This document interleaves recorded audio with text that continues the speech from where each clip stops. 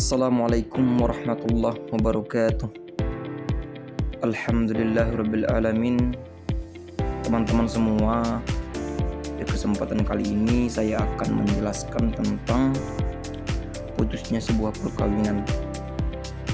Perceraian ataupun talak adalah pengakhiran ikatan pernikahan antara suami dan istri berdasarkan syariat Islam. Hukum talak diantaranya mubah.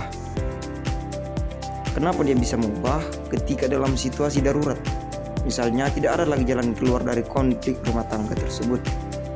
Yang kedua yaitu makruh, jika dilakukan tanpa alasan yang jelas.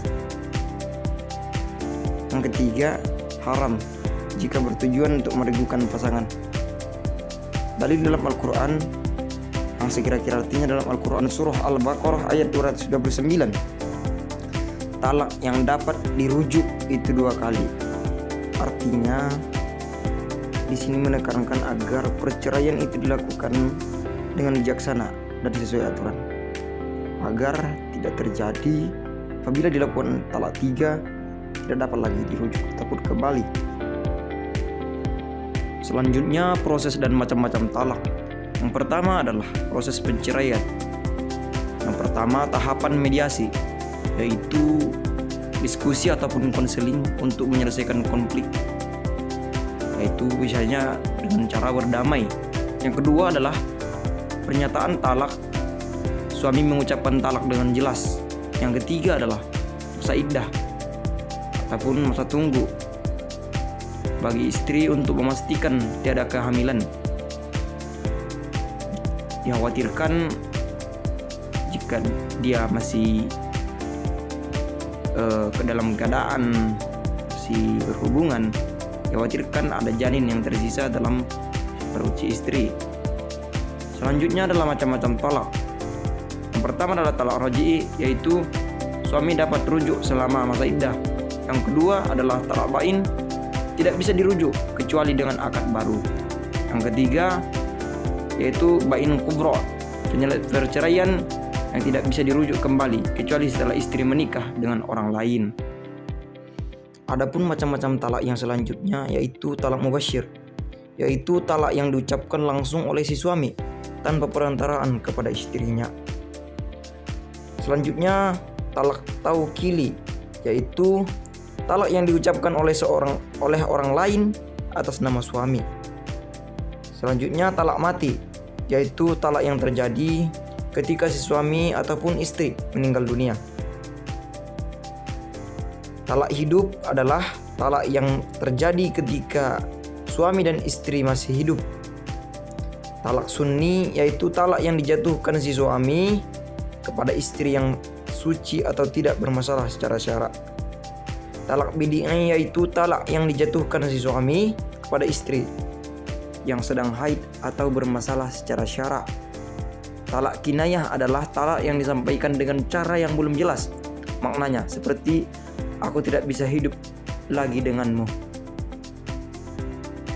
Talak muallaq yaitu talak yang jatuhnya bersyarat atau tergantung pada waktu terjadinya sesuatu di masa yang akan datang.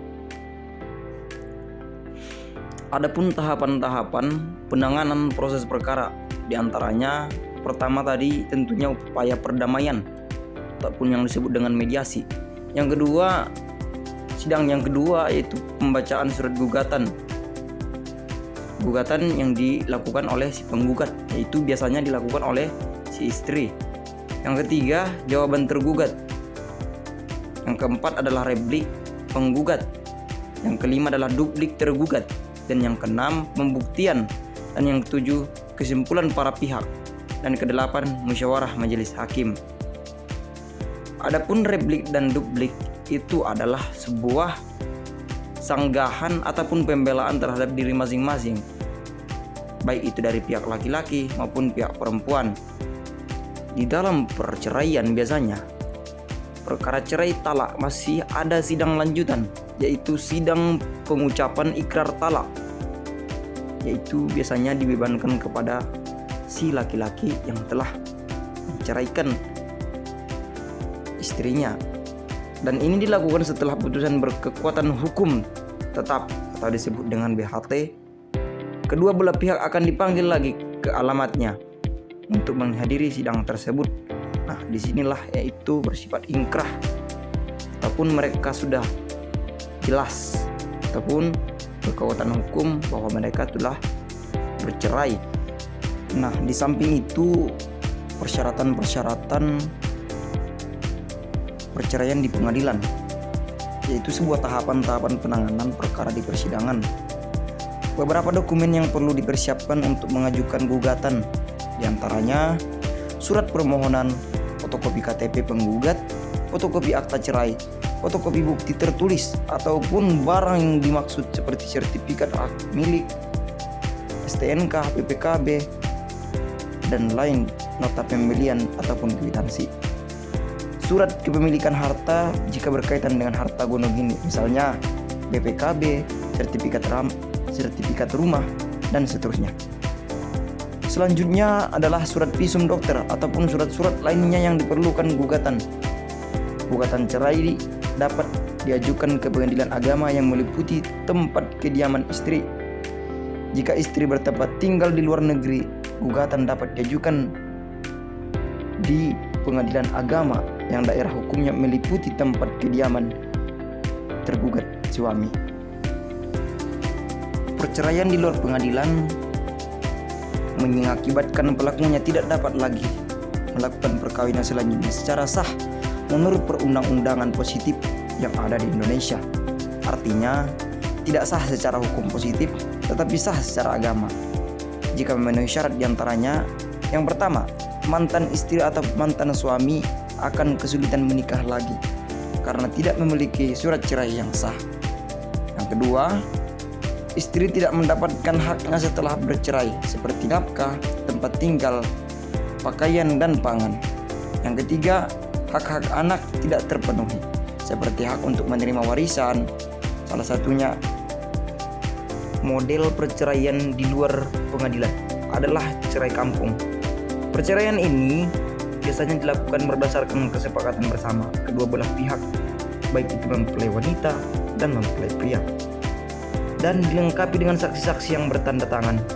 Maka saksi-saksi tersebutlah biasanya diambil dari pejabat-pejabat kampung setempat seperti RT, RW, tetangga, ataupun keluarga dekat. Nah, itulah teman-teman semua tentang penjelasan perceraian di dalam pengadilan dan di luar pengadilan dan putusnya sebuah pernikahan. Terima kasih atas segala perhatian. Kurang dan janggalnya saya minta maaf kepada Allah Subhanahu wa taala, saya minta ampun. Saya Aidil Halongan Harahap pamit undur diri. Wabillahi taufiq wal hidayah.